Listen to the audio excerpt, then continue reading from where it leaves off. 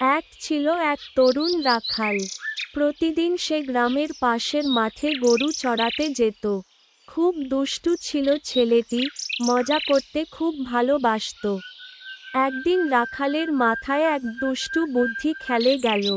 সে ভাবল, আচ্ছা, যদি বলি বাঘ এসেছে, সবাই দৌড়ে আসবে। কি মজা হবে! বাঘ, বাঘ, বাঁচাও, বাঘ এসেছে। গ্রামের লোকজন দৌড়ে মাঠে এলো। কিন্তু কোথায় বাঘ? সবাই দেখল রাখাল হেসে গড়াগড়ি খাচ্ছে। গ্রামবাসী রেগে, এই রাখাল, মিথ্যে বলছো কেন? আহা, মজা করেছি একটু। কিছুদিন পরে আবার রাখালের মনে মজা করার খেয়াল এলো।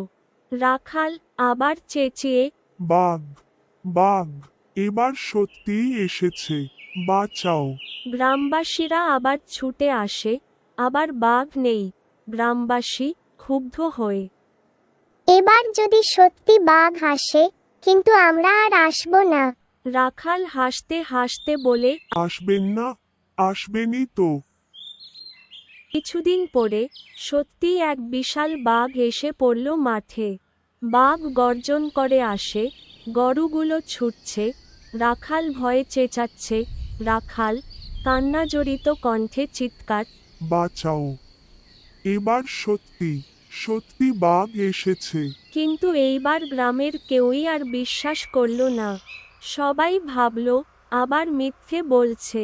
রাখাল একা পড়ে যায়, বাঘ গরুগুলো তাড়িয়ে নিয়ে যায়। পরদিন গ্রামবাসীরা মাঠে এসে দেখল কি হয়েছে।